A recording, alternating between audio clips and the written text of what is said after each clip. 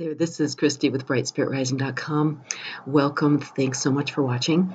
And today we're going to look at a plant totem. I do a lot of work with the spirit animals, but the plants are just as powerful allies. And if you, feel drawn to a particular plant, or if you've had one come to you in meditation, really pay attention because that can really be, they come in and they can be a very, very healing presence. So, one beautiful plant totem that just came into my life recently is the gardenia. And I really wanted to delve a little bit into this beautiful flower because it really has a lot of profound wisdom to share with us. So let me just get started. Gardenia is actually a member of the coffee family. It's a sort of tropical, semi-tropical plant. It's a whole genus of plants. There's a ton of gardenias. The one that we're probably most familiar with is the Gardenia jasminoides, and that's the one that you sometimes see in flower shops, or if you live in a pretty warm location, you might have them in your garden. These plants don't grow too big. Indoors, they're just potted plants. Outdoors, they grow to maybe 6 feet, and they have these kind of wide, broad, leathery leaves, and they are best known for their incredibly fragrant white flowers. They're kind of these waxy flowers, and they will just fill a room with their fragrance. And so they're highly prized for perfume and so forth.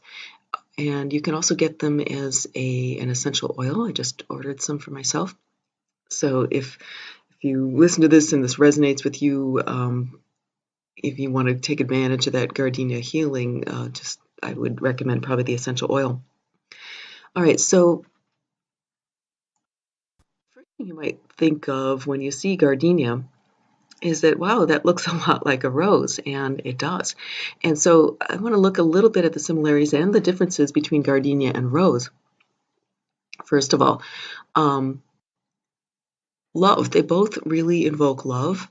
Rose is well known as the flower of love, but gardenia has that kind of love essence as well. And this is very significant because of some of the other traits of gardenia, and we'll get into later. But really know that gardenia is, I think, just as much of a flower of love as the rose is. Rose has these thorns. Gardenia does not have thorns, so it's really more of a vulnerable kind of love, but it does have its own protection. The leaves have this waxy coating on them that helps to deter insects and things from eating them. The entire plant is edible, but this waxy coating makes it kind of not so attractive to be eaten. And what this kind of tells me, what this is showing to me is that it's really, I'm associating both rose and the gardenia with deep feminine, with real divine feminine energy.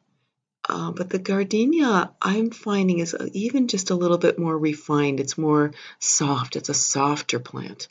It doesn't have that kind of scratch in the face, a little bit scrappy aspect that rose does. It's very, very refined and soft and gentle. It's very, very gentle, very sweet, gentle energy. But also quite sophisticated, and there's a lot of wisdom in gardenia. It's got its own strength. Now, one thing that if you know any gardeners and you mention gardenia, they're probably going to roll their eyes. And the reason for that is that gardenia is, let's say, very discriminating about its environment. Okay, so gardenia is notoriously difficult to grow if you want it to bloom.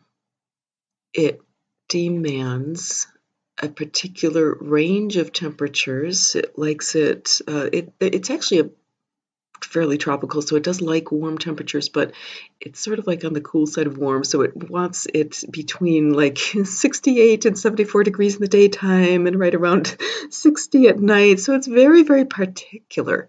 Um, anything that's off in a little bit of ways is going to cause it to drop its blossoms. So if it's too hot, too cold, too much water, not enough water, any little bit of water hits the blossom, turns brown, on and on and on, it knows what it needs. Okay, and pay attention to this, because if you find that you've been going through life and just about ready to bloom and then things don't pan out, or you're finding you're maybe self-sabotaging where, you've almost reached your goal and then you back off or you do something that, messes up the deal, this is dropping your blossoms. And it's a wake-up call that all your needs aren't being met, okay? Gardenia is really when it comes in for us, it's really telling us, pay attention. Are you loving yourself enough? Are you loving yourself enough? Are you giving yourself what you need? Are you giving yourself the nourishment, the spiritual nourishment, the emotional nourishment, and not from other people, from yourself, okay? Because we all want it. We want that beautiful relationship, whether it's a business relationship or a personal relationship, a romantic relationship, whatever it is. We want it to support us, but I think what Gardenia is really encouraging us to do is be our own gardener and to look out for ourselves and make sure that we are giving ourselves, what we need in order to bloom. Okay, and this goes for the physical. Are you drinking enough water? Gardenia needs high humidity. It needs a lot of water, okay? It needs that. So make sure you're hydrating enough, okay? Make sure you're getting your exercise. Make sure you're getting your sleep, okay? Sleep and dreams, that's another one that is big for Gardenia. Gardenia is a flower of dreams, the dream time, with that heady, dreamy fragrance, with the dreamy appearance, with the with the high need for water. Water is kind of like this dream element, right? So, are you allowing yourself first the physical sleep that you need, and then the time in the dream time? Whether that's allowing yourself and paying attention to your dreams, writing them down, honoring them, or if it's giving yourself the time that you need to go into meditation, to do your journey. You might want to consider taking gardenia with you into your meditation, whether it's the essential oil or if you are lucky enough to have a gardenia plant, especially one in bloom, or gazing on a picture of gardenia. This painting is one I just did this morning of gardenia. And you can use that for meditation. Just meditate on that and see what gardenia wants to tell you, because she's really a flower of dreams and can help you to open up to your inner wisdom. Okay, so Gardenia has a lot to do with deep inner feminine wisdom in that dream time.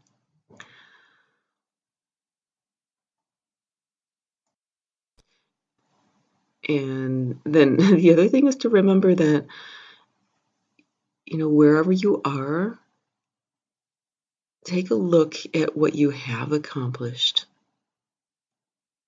Take a look at what you have done and honor yourself and recognize that you're a miracle, even if you aren't seeing the blossoms yet. Just recognize how beautiful you are. Okay, so gardenia is a beautiful plant, even without the blossoms. Look at these beautiful, shiny, waxy leaves. They're just elegant. And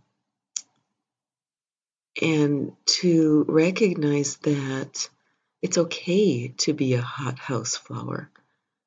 Okay, if you've been through a lot, you may have relied on being tough. I know personally, I gained praise from my father. This is how I gained praise from my father when I was a little girl, was being tough as nails, right? And sucking it up if times were hard, right? And if you've been, if that's been your life, you may have really pushed down your needs and give yourself credit for getting through what you got through, but now recognize that if you're going to bloom, it's really necessary to give yourself that love, the attention, the coddling, the pampering. It's okay to be a hothouse flower. In fact, it's necessary. And look at the beautiful gardenia. It does have a fruit, and the fruit of the gardenia, um, it's not a utilitarian fruit particularly, right? It's not like an apple or something that it's a staple or whatever. We don't grow it for the fruit, but it does have a fruit, and that fruit is used to make yellow dye. Well, what's yellow? It's the color of joy. It's the color of bliss, right? Okay, so allowing yourself to bloom will eventually bring you that bliss. But you got to allow yourself to bloom. And not just allow, you got to actively give yourself what you need. Recognize first what your needs are, and then take steps to let that hothouse flower have what it needs to bloom, because really, we don't grow gardenias for their fruits, we grow them for their blooms. It's in the blooming. And it's just incredible, the heart opening that happens when a gardenia blooms. You don't have to feel like you have to produce, right? You get your mind off the fruit, forget it. Like, whatever, if you're worried about making money, if you're worried about, finding your soulmate, whatever, just take your mind off that for a while. It's not important. That will come, okay? That joy, that bliss will come. Really concentrate on, what do I need to bloom? What do I need to allow myself to do what brings me joy? Allow myself to feel at peace, at comfortable. And gardenia does, it's a symbol of peace. It's actually used in Chinese medicine to calm, for a stress relief, for deep peace. So again, meditate with the gardenia. But we're only going to find that inner peace if we allow, give ourselves what we need to calm down, okay? Because we're all living in stressful environments. And, part of loving ourselves is finding ways to bring ourselves out of those stressful environments. This may mean, like for the gardenia, it brings to mind really bringing structure into your life, okay? What first of all, what's stressing you? What can you get rid of? And second, do you have a routine? Do you have routines that help you through the day? Are you getting up? Do you have a little morning routine? Or do you do maybe a little meditation, maybe 5 minutes of yoga, whatever it is? 5 minutes in your journal doesn't have to be long. Or even if you're putting on your foundation, your makeup, your moisturizer, do it in a way that's loving. Do it in a way that's massaging your skin, your face. Touch yourself in a loving way. This is what gardenia is asking to consider doing. And then it all comes down to, it is a flower of love. Okay, it's actually often used in weddings as a wedding flower. Gardenia, unlike many flowers, it comes in one color. That color is white, and that's the color of purity.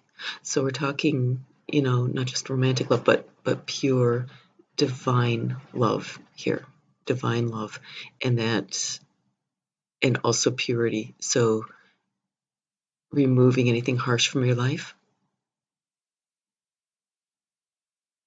and really holding yourself to the light, loving yourself at all times, right? So I hope you've enjoyed this. This is a beautiful plant totem. If gardenias come into your life, just really recognize that you've got so much beauty inside.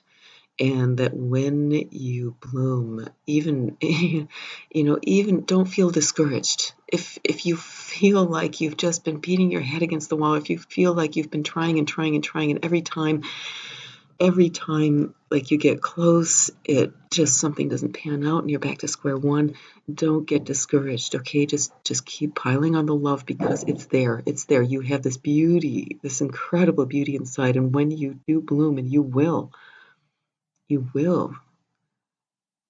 it's already there. It's already there in your heart. So just really keep focusing on the beauty and the love that's already there in your heart. Don't look down. Don't look down. Look up. Look up. Okay? Look up to the light.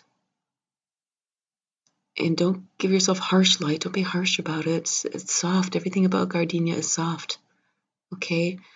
Look up. There's angels all around you. Okay? Very angelic flower. Angels all around you.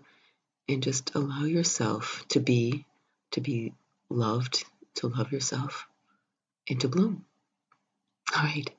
So appreciate your comments, appreciate your likes, your shares, your subscribes, and thank you so much to all of you who have ordered sessions, audios. I'm putting the link for personal sessions below, as well as I'll put a link to my art website. I don't have this gardenia up yet, but maybe by the time you listen, I'll have a link to this that I'll put down there as well. I do sell art prints as well, so if you'd like one for your meditations.